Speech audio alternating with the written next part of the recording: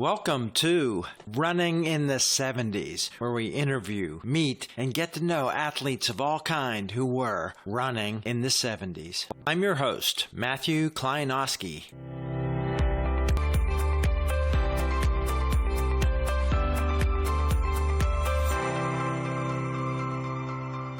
We're in the last part of the interview with Steve Williams.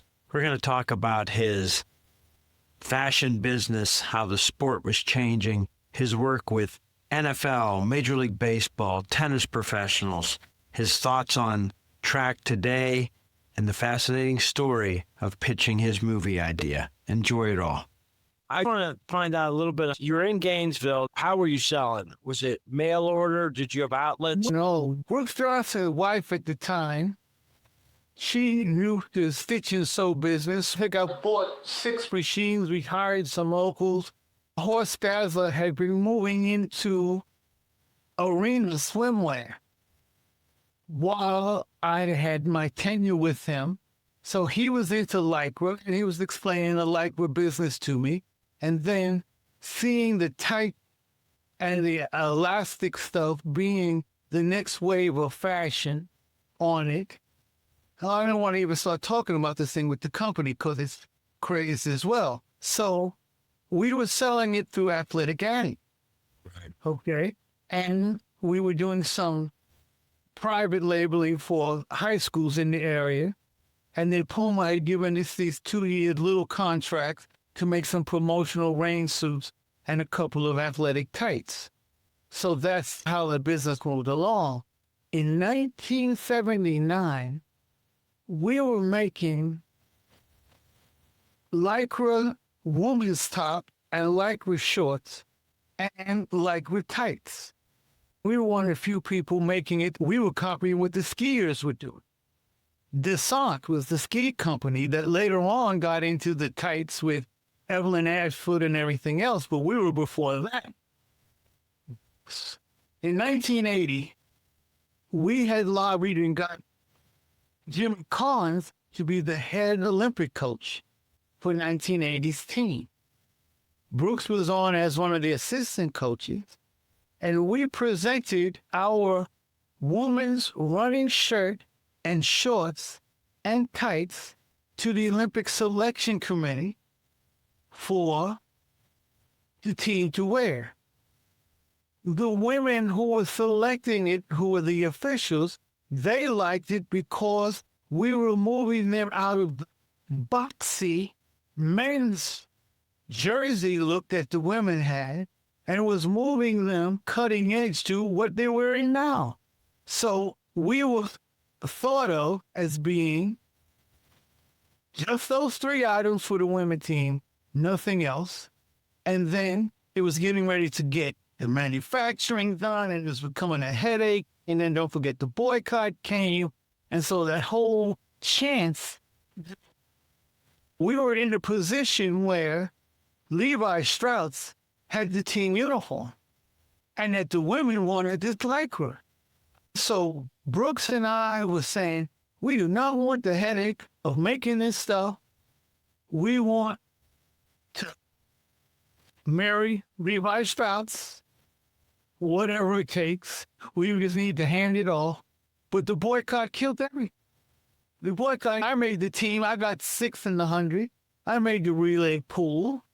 They wanted me to sign to travel with the team. I refused to join the Olympic team. I went to Europe. I wanted to be #1 American in the 200. By the time 1980 was finished, I wound up #3 in the world behind the Olympians. I beat most of the Olympians in the 200 except Minaya. So the clothing company was like, I tried to sell the tights to my contacts in Foot Locker. I tried to move the tights to Robert DeCampa later. I tried to push that because that's what was coming. I had a good friend of mine whose father was an executive at Woolworths. And Woolworths owned a Foot Locker. So I presented it to the top executives of Foot Locker, tights, men and women. They refused. They said only gay men would wear tights. Yeah, they weren't ready yet. we weren't ready yet. And then it became the thing. I was all over the place. All of it's in the book. And it's the women executive wanted to get away from that boxy men's thing on. It's interesting talking about uniform and rules and everything. You push the edge of this. For today, for example, the NFL, there's a Monday morning meeting where everybody's looked at all the tapes and they're finding any players got the wrong mismatched socks on, every little violation. Back then, they couldn't say we're taking $10,000 off you because you wasn't giving you anything. They had nothing to wield. There was a letter placed in IAAF about me violating the uniform code at the World. Later on, after winning 100 in the relay, that night I was at the award dinner for the Cup, and one of the coaches was a dear friend of mine, Russ Rogers, coach at Rutgers, and he was coach at Ohio State, a good sprint coach, friend of mine forever. He comes up to me and says, "Man, you really pulled this off." Because he was working for Adidas. He says, "Man, you really pulled this off." He said, "Hawks was still searching for whatever happened in 76. He didn't even know what happened. So whatever happened, he still was unhappy about. He wanted you off the relay. He wanted to have the relay with all the Adidas shoes and the Quicksilver shoes." I said to Russ, "I designed them shoes." He said, "Somebody told me that." I said, "Yeah." So he said, "Oh, they wanted you off the relay because you weren't wearing a team uniform. And you had missing the relay practice, and they had been running the relay with Clancy Edwards. They wanted you off. They were pushing, Adidas was putting pressure on the relay coach, Steve Simmons, the head coach, Coach Hutzman from Tennessee, and the IAAF officials was all on this pressure campaign to remove me from the relay. I didn't know it because this is after everything, and only Russ Rogers, because he loves me and we're close, is telling me. He said they went to Huntsman and said, "We got to move Steve off the relay anchor. He's doing this, he's violating that." And Huntsman and I had a relationship because he was Reggie Jones's coach.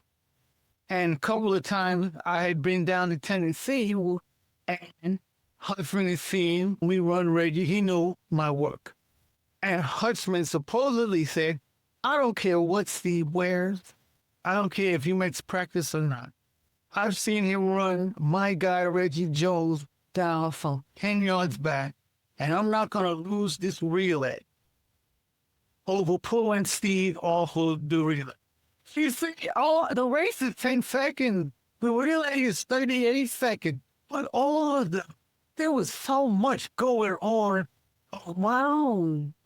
It's amazing. And you never heard that conversation till after. That's amazing. Yeah. For the rest of us distance runners, nobody but 100-meter guy is going to get away with it.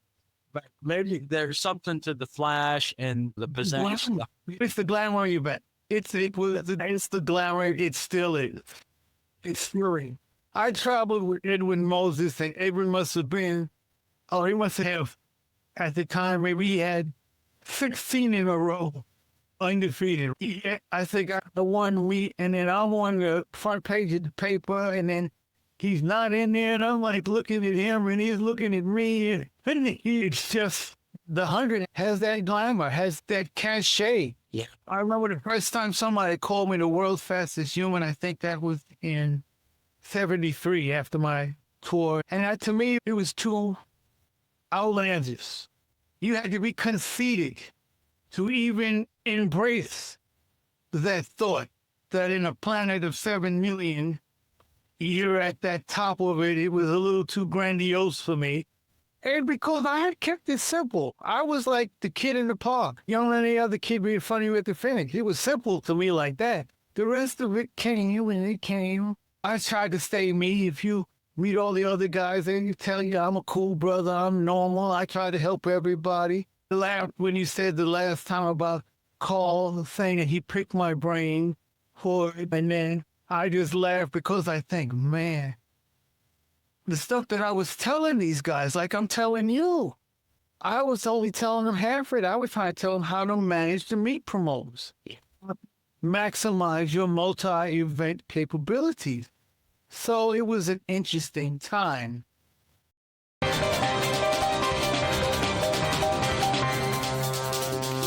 Let's talk about some of the running that you were doing.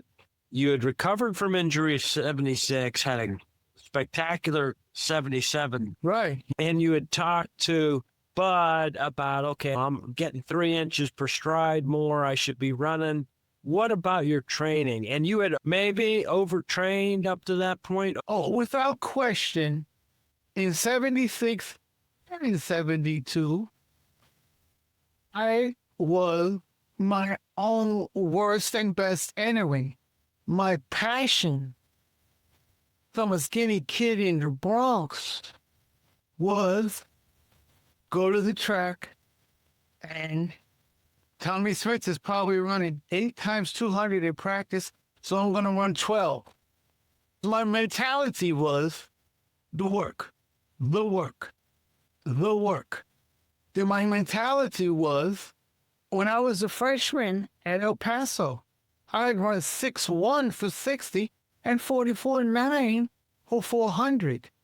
So to me, that was in my portfolio that I was running all of these different events. When I got hurt in 72, Coach Vandenberg said, no more of the short sprints, just the 400. Maybe the 2 and the 4, but this hundreds, we need to get you out of that. You just need to be, your body type is 204 like Tommy Smith. Nobody been tall like you, skinny like you, running 100 anyway. So it's physiologically, there's stresses on it that we've not encountered yet, and that's what it was. But I believed in the work. I believed in the work. I believed in the work by myself. I didn't need anybody to be there. And when I had other people there, I loved them. I loved the camaraderie. But what's that book? The Loneliness of the Long Distance Runner? I was the loneliness of the sprinter. Can we dig into something technical here that just talked about it all? The start. At what point during this did you say, I'm going to work on my starts and pick up whatever hundreds I can there? Did you have a period there where you looked at the start differently?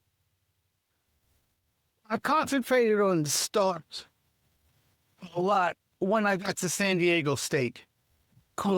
I had just transferred. I was just going to run the hundreds, and I had trained for the 100. I did starts when I was in El Paso, but in San Diego, it became me and Coach Hill work on the start. The unfolding of being almost 6'4" was the issue, is that you had to put enough power to go forward. You had to have the legs up under you, tucked up under you. You had to have your arm action blazing to cover up for the fact that you had this long foot in the air. I look at the guys now and they do that scuff toe or that quick toe there. Yeah. That would happen to me on occasions, but not with the regularity. I would always get caught being big at the start. We're supposed to be small at the start.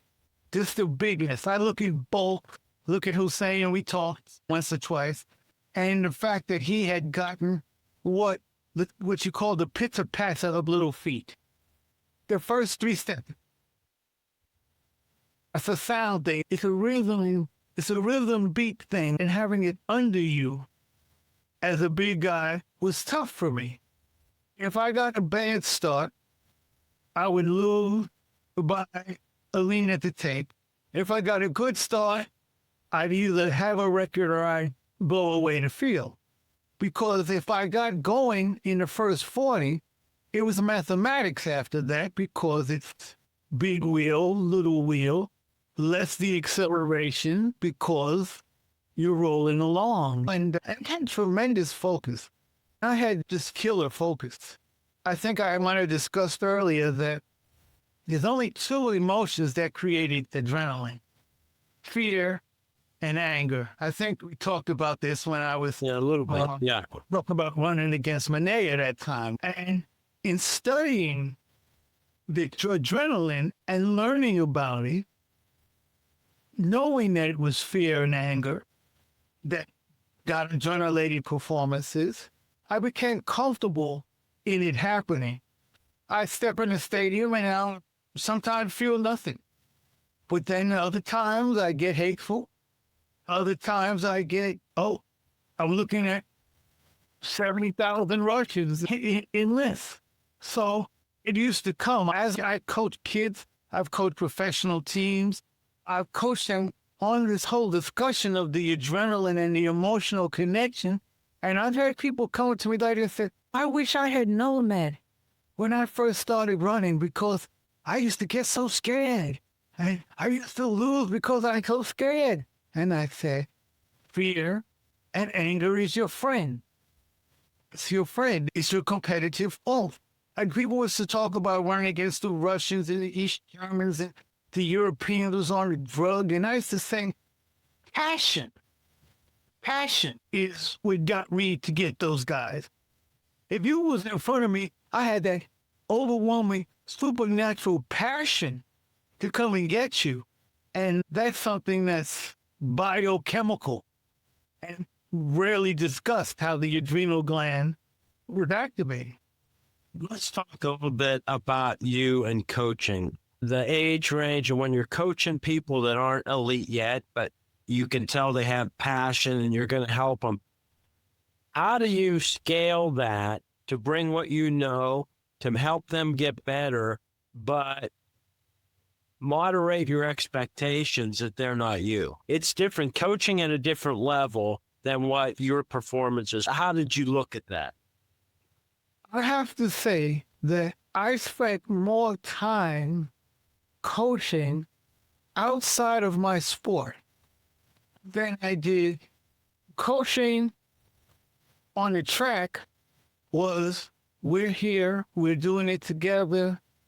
I spent time starts over and over again with guys. I had Buford Brown, and I told you I had Horace Tuitt, and they used to run 500 meters. And I was used to training by myself. And they used to be gracious and wait for me.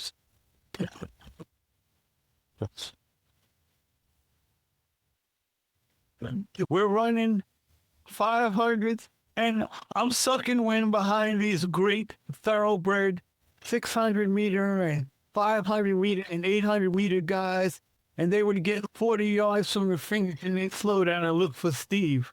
Okay, so I benefited from being around great athletes inspiring me and giving me tips. When I went to started coaching the Mets and the Jets, I was also coaching the United States Tennis Association. And I got a story about that that's hilarious. In 1994, I get a phone call. I had been to a seminar on speed improvement that was sponsored by the NFL Combine. And the United States Tennis Association was there. And they said, sign this paper and you'll be on our registry as coaches for United States Tennis Association. So I said, speed improvement, that. So I started getting workouts with the tennis. I had a particular skill set because I was the tallest. So when I started coaching, particularly football, I was looking at the guys in their eyes. Don't tell me you can't be fast. You tell me you can't be fast. I'm going to say height. That's you. Let's go. I got to bring in secrets. And so I had linemen that loved me. And defensive backs and safeties, they loved me more than the receivers because I coached them from their fear. Running back knows when he turns the corner, he thinks he's got daylight and somebody grabs him. I coach him from right there. They about to grab you. I coach the receivers or the DBs. The ball's in the air. You feel it in your stomach. I'm getting beat. I coach them from situational speed, position speed. I coached the Mets on how to get off of the base, get off of first base, the field. I coached them on how to put the bat, don't look at the ball, head for first base, because on base average is your bread and butter. You can't steal first base. Okay, so the different aspects that I got from sprinting as a tall sprinter, I applied more outside of my sport. Because quite frankly, in my sport, I was getting coached by everybody else. I was the amalgamation of being at the indoors at the Hellfighter Armory, and like I said, John Carlos was there, Vince Matthews was there, Norm Tate was there. So I was always the young guy, sucking in what was going on. So I didn't really, like you said, your expectations. I'm very close with Eddie Hart. Okay. Eddie, fantastic coach, and one of the few that had done it and coached. You got Drummond also, right? And who's coaching me in that? What's his name? It'll come to me. It's fantastic, Wayne. You have run it and you can coach it, but I was not that guy. I didn't stay around that long after I had sold Pepper. Let's get in. Denny Mitchell. Denny Mitchell. Yeah. So the fact that those guys actually have done it and are coaching, I believe they got the plus. They got the hot hand. It's fascinating about tennis. You can read the Andre Agassi used to talk about towards the end of his career. I'm not going to learn to hit the tennis ball any better, but I can run, and I can run hills. I can always keep my legs strong. But the sprint thing is what separates Grand Slam winners are getting to the net. How'd you work with tennis players? Again, I always got the always being getting into something or other story. So here we go. I want to say it was 1992, and I was registered on the speed improvement for the tennis. And I had a guy that contacted me, very wealthy man, and he said, I got 2 kids. One of them was flat-footed. I play tennis. I want you to coach my kids. I set up a program. He took a picture of me and put it in an envelope and gave it to his children as a Christmas present. I was the Christmas present that I was going to train with them. Okay. So I trained his kids, and that was that. I got a phone call, and here's where it gets to be just opportunities you never know. Got a phone call from somebody representing Nick Bolletore down in Boca Raton. You know what I'm talking about, right? Yeah, the guy with the camp, yeah. Yeah, okay. So I got somebody from him calling saying, look, we've looked at the United States Tennis Association, and we see that you speed improvement, and we've got 2 little girls that have come down here, and we're coaching them, and we want to know will you come down and coach them. And at the time, I was just a one-man band. I was doing football. I was doing a lot, right? And I was, if you couldn't pay, you couldn't pay. And so I said, all over the place, just opportunities and blessings and stuff flowing to me. What do you think about your legacy? You're in the halls of fame, and you cross paths with these great coaches, and a lot of them they're not household names anymore. They are among the running community, guys like the legendary coaches you were with. You're doing well and surviving, and a lot of these people have gone on. What do you think about your legacy every time the World Championship comes up or the American Championships come up? I never really concerned myself with legacy. When I stopped running in '84, I didn't go to another track meet for maybe 3 years. Could have been longer. I totally disappeared, and I wound up doing a pro coaching thing. I wasn't involved in the track. Brooks used to call me up and give me little insights because we still had our friendship and brotherhood the way it was going. But I never thought legacy. Why got put in the National Hall of Fame? Another story where Dr. Leroy Walker, in 95,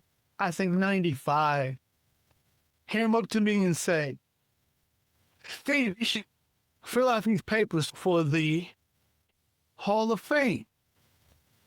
And Doc Walker and I had such a long relationship, and we had been through some just really man good stuff between each other.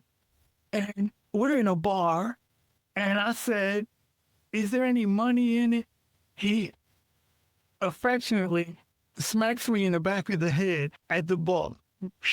And he was old grandfather. He had that over me, you know. I mean, he had respect over me. It's not about the money. What about your legacy?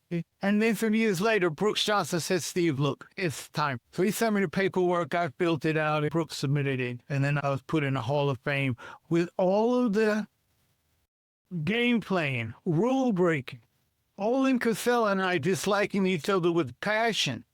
All of that, I never even thought that I would be put into the Hall of Fame. When I was put into 2013, I'm sitting there with my wife, and I got two of the ladies that were part of the voting committee. And I said to them, I said, I was somewhat the bad boy in the sport. I didn't ever think you guys would put me in. And she said, yes, that did come up. Oh, good. That did come up. But your achievements, you're on the record. You got 6 world record medals. You got 5 national championships. You were rated number 5th ever in the 70s. Said we couldn't overlook it. But yeah, we knew that you was messy. Okay. So I never, legacy, I never thought of that. San Diego State put me into the Hall of Fame, and I never thought I was going to get that. I only went to the university for 18 months. And also I'd had that drama with suing the university to use the facilities. So me and legacy, when you know and accept that you're the bad boy, you don't know, bad boy may be you later. Okay, so anything else? Gravy, okay? Let's put it like that. Anything else? Well, those honors are well-deserved, and congratulations on them. Oh, thank you. You talk about psychology, right? I'm looking at the guys now on TV, and then everybody the kids is running 9, they're running 19, they're running this and that. But then I remember that Tommy Smith, Jim Hines, Charlie Green, and Ralph Pender, when I came on the field, their attitude was this, yeah, he's running, but in my day, I don't think he was tough enough to beat me. I have a story with Jim Hines. And I were at Eddie Hart's foundation dinner, and Jim was known to be a big shit talker. We dressed up her for a banquet, and Jim has a couple of drinks and says, you know what? I know that I ran 199, and I ran 99 electronic, and so you ran 5. I still would have kicked your ass. In fact, I could kick your ass now. Let's go to the parking lot. This is brilliant. I think this is about 2 years ago, 3 years ago, just before he died. And he was like furious about it, right? And then I had been training with Carlos as a kid. So I knew they're rough and ready, and I'm going to beat your ass, right? And later on in the banquet about Jim Hine, because he was seriously upset about this. He was serious. He wanted to kick me in the parking lot. I kicked that. I put my arm around him. I said, yeah, if you hadn't done it first, we wouldn't have known it could have been done at all. And he had the biggest smile on his face with a legacy comment. You know what I mean? Yeah, his name's there for everybody. And it was That's legacy. So about legacy, I'm happy to be known amongst the athletes as a good brother. I was happy among the athletes to be known as a all-weather sprinter, all surfaces. I got a record on the dirt track. I got a record on asphalt track. I got a record on tartan track. I got records in the rain. Got records in headwinds. But it's so long ago. If my body of work can't speak for itself. 1977, Track and Field News had done this thing who was the fastest human ever up until that time, 77. And I got picked at number 5 behind Bob Hayes, Jim Hine, Jesse Owens, Borzov, and me. And what's my distinction? I'm the only one that's not an Olympian. I'm number 5 ever at that time, and I wasn't an Olympian because it was about the numbers. They put a value on each time you ran and what the world ranking was in national championship, and the numbers played out that way, and then they had people vote. So, legacy-wise, That's about as good as it can get to be in that top 5 list. a lot of times, I truly didn't like being famous. I was Mr. Incognito. That's why my stories are so broad, because I was by myself. But I always packed a black suit. I put a suit on. I disappear from the athlete. I'd go off on my own. I'd find what's going on in Taiwan and in Switzerland and in England and Australia, and I bring it back to the guys. I was always speeding. I was always up to something. And so I was up to some stuff, and some of the stuff was a little on the edge, on the personal side, and I didn't want to be known. So legacy wasn't really on my agenda. I love your attitude about it now. You can talk about it, you can relive it, you can share it with a smile and a laugh and still bring back the wonder and just the mystery of what am I in the middle of and how am I going to deal with this? It's just fun to be around and to hear you relate even all this time later. We've all done things that we say, oh, I'd have done hindsight and all this, and you're not ashamed of everything. You have so much to be proud of, the stories that show your bad boy that, yeah, I don't want to be known as a guy that just was that, and there's so much more to you than that. So much more you counterbalances all that. It's a good state, but the stories are fantastic, and your attitude about them show it has been and always speeding life well lived. Good for you. Thank you very much, and thank you for giving me the platform to say it. I wish people would, if not read all my book, pick a chapter and read the parts of it, or hear what I've said here and say, wow, I want to read that part of it. Because my sister passed away 2 years ago, and I'd written a movie. We talked about this. We got lost on that part with the movie. And so I felt that I had something to tell. I needed to get it out.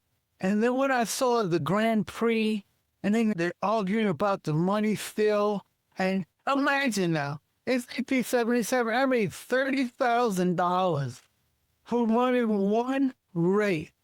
And these guys are running the damn Grand Prix, the Diamond League, the Olympics, and talking about 40 grand? 40 grand? And I know that the world is turned upside down, but I wish we could have gotten contact with that Saudi money that made the European Soccer League. I wish we could have got a hold of that money that took LV golf. Yeah, I like the golf. $100 million into golf. When I saw that, I was like, what about track? You gonna put $100 million to watch golf? To watch the 9th hole? I said, track? I said, how come we can't get that money? How come we can't restructure ourselves? They took the European League and created a soccer league worth $1 billion plus. And they made that in 8 years. Well, I tell you, just to update you, LIV Golf may collapse now. Of course. Today it came out again and said, uh-oh, they may just let it slide. Yeah, they threw all that money at it. And yeah, they could have thrown money at track. So what do you, Michael Johnson's track meet, that did not turn out well. He overreached. He should have done one 3-day event in one city and lower financial expectation, they would have won. They would have ran for $50,000, 20,000, 30. You have one of them, master it, okay? Have it locked down, okay? When you're dealing with venture capitalists, guys, venture folks, you're at the whims somewhat of what they sign and what you can enforce upon them. I've been in all kind of business situations where venture capitalist guys are not. It's almost as if he should have went to and got one massive sponsor. Yeah, if he had one good successful meet and then scheduled the next one and then expansion, but expanding before you're proven is an interesting.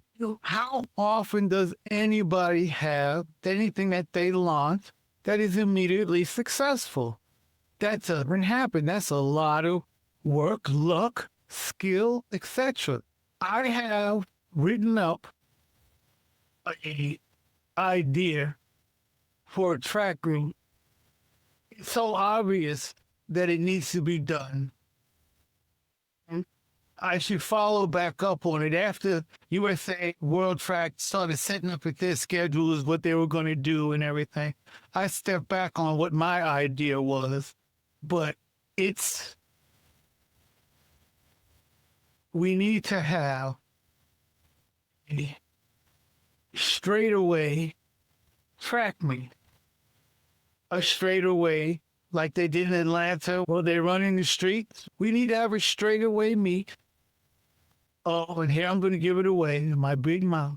We need to have a straightaway meet of the 100 men and women, hurdles, men and women, long jump, men and women, pole vault, men and women, and altitude.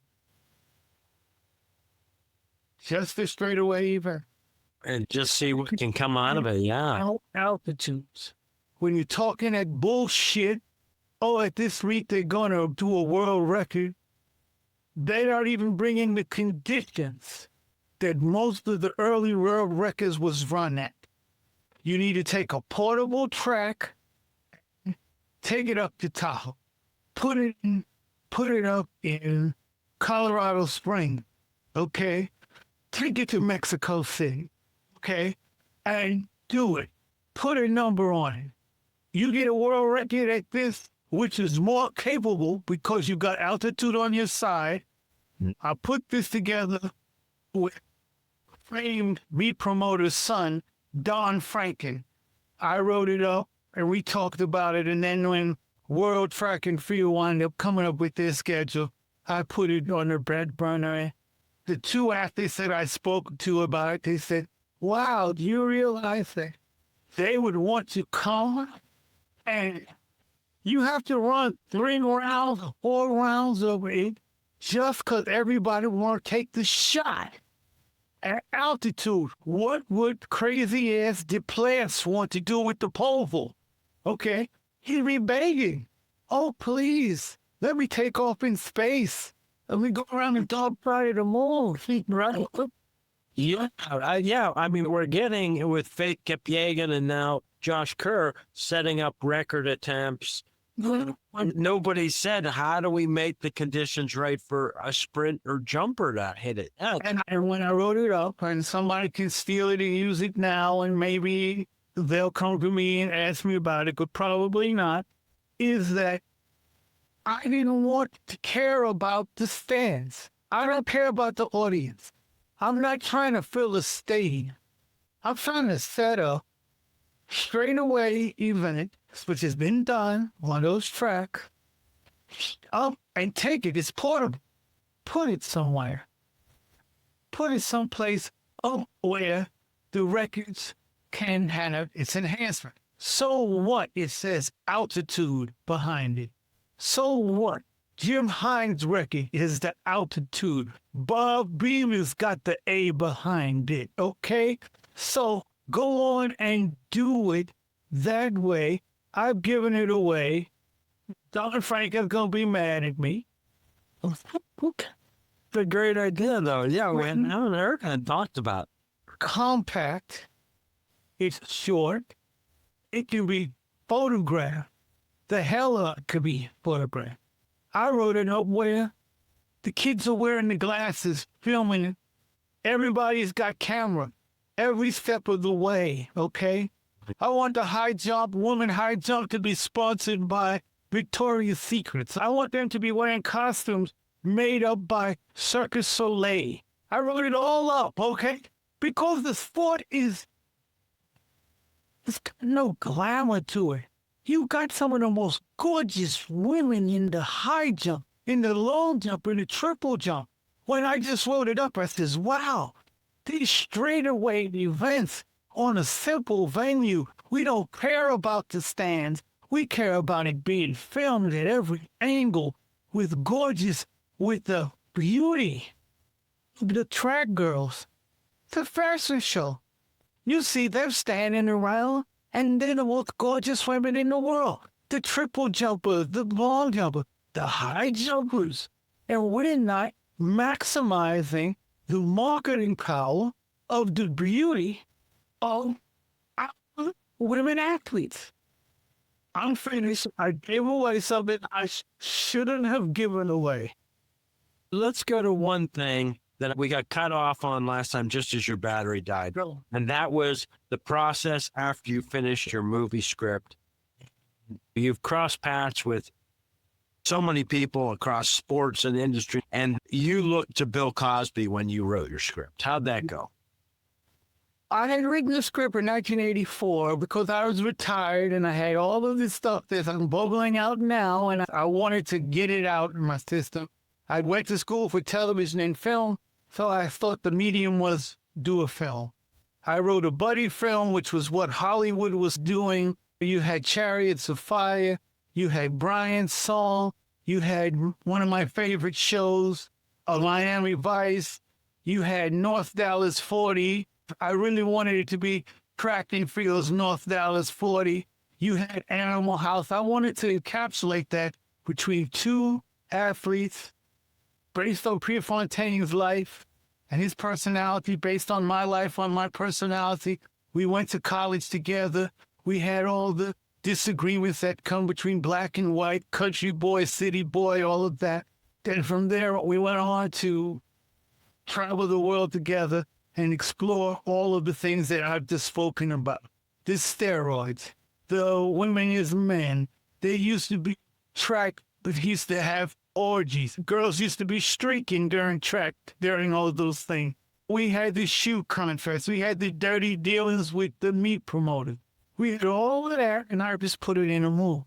So after I wrote it with my father-in-law, Lewis Robinson, who had written Sidney Poitier's autobiography. And so we wrote this 200-page script, and I had written the treatment, and I decided to shop it. I tried to shop it in London to BBC because they had just done Chariots of Fire. And then Brooks Johnson was close with Cosby, and he sent me to Cosby. I caught up with Cosby at his studio in Brooklyn. He, of course, knew me. He was a fan, and surprised him in his studio. We talked for 5 minutes. We said, come back next Thursday, and I'll have some time. Came back next Thursday, showed him the treatment of it, and as part of the script, he pulls out an old piece of paper, an old 3 or 4 page treatment that he had written after he had finished I Spy in the 60s. And this treatment was a 40-year-old man makes a comeback and gets 4th place on the 400 and makes the Olympic team at 40 years old, getting 4th place on the relay. The paper was so old, it was so young, it looked like the Declaration of Independence was being thumbed and everything else. And he was passionate about that movie. He really wanted to, he's a track man. The interesting aspect of this whole facade of World Fastest Human was people gave you an elevated status. It's what else? The miler doesn't have a name, and the longest jumper doesn't have a name. The pole vaulter doesn't have, the javelin thrower doesn't have a title. The 100 is the only one with the title. It's heavyweight champ, okay? And so Cosby was a big fan. He'd been seeing me here, there, and everywhere. And my status, my personality, and that I was representing myself everywhere gave me where people would just tell me things and say things. And Cosby said, look, it's hard to greenlight a movie. I tried, and he talked about how Hollywood had blackballed him after he had made a comment, getting his Emmy, and that he had just barely survived. And the only way he got back in television was by coming back as Fat Albert. He said, they blackballed me so much in Hollywood, Steve, I had to come back as the cartoon. He's laughing. Yeah. So we looked at it, and then he sent me to a guy named Howard Bingham in L.A., and Howard Bingham arranged for me to talk to Sylvester Stallone. We met in a restaurant in Malibu. He had Susan Anton with him. They had with a big brick home back then, and she's on the phone all the time. And Sylvester saying, man, I had Rocky for 10 years, and nobody would give me a date. I'm looking at him in wonder. Here I'm looking across for Rocky. He said, I had it forever, and I'm here just trying to get Rocky 2 done, and nobody would produce. They wanted to steal it from me. Don't let anybody steal it from you in 10 years. And your story is you're the real athlete. I was the fake athlete, and still, it's just hard to get it. And we talked about 10 minutes, and then he had to go, and I left. I let it die. Had Susan Anton done her movie by then, her track movie? I can't remember. She was a sprint athlete. It wasn't a great movie, but it was one of the few track movies. Yeah. No, but it was much after that. I wanted to tell the story, and then I spoke to another couple producer guys, and they said, Steve, because you were educated in film, you wrote the script, but reality is that you write the book. And then people take the book and write the script off of the book, if you really want to go that way. He said because the script gets rewritten 100 times in a movie, but it still falls back on the book. So I had to get the book, and I said my sister had passed away, and I had all these notes from writing the movie, and I just had to put it all together. Oh, it's glad you did. And people can say, let's go back and let's now go read your book and get the more detail and how these things fall together. But it's so great to hear you tell these stories, because a day with the author, we really came to talk about so much about running and your experiences, but it's also Meet the Author series of episodes here. It's great. I thank you for the opportunity. I really do. It's cathartic. There it is. And it's great that you have a smile on your face through every single story that you tell, whether they're dark or light or how you remember them. I used to say to people, I said, I suffer from a disease. They said, what disease is that? Acute overexposure. I was acute. I was it was too much. I was smiling because it's too much. When I wrote the book, and to wrap it all up, I kept getting to it and saying, what were you thinking back then? I had to stop and say, wow, that's crazy. What were you thinking back then? And I think all of us know in IU, we wasn't thinking much, were we? Yeah, you were moving fast on the track, and a lot of that stuff was moving so fast. It's a good thing you made it. You came through. I don't know if we all come through anything unscathed, but you came through with a smile on your face, and you've done a lot of great things to help people along the way. And you certainly are just a figure of the sport of the 70s and such great contributions. It's just a pleasure to spend time with you, Steve. Thank you. And give me a holler during the World Championship. We talk about how the races are going. My wife wants me. I got to go. Okay, take care, Matt. Thanks again. All right. Bye. Ciao. Ciao.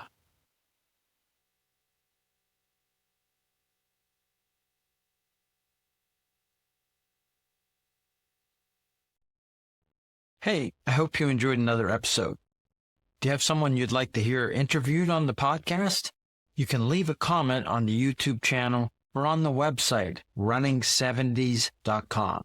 That's running70s.com. Let me know what you think of the episodes and anyone, including yourself, you'd like to hear interviewed. I hope you enjoyed another episode of Running in the 70s. Voices, stories, and memories of athletes who were running in the 70s. Until next time, wherever you are, keep looking forward and don't forget to look back.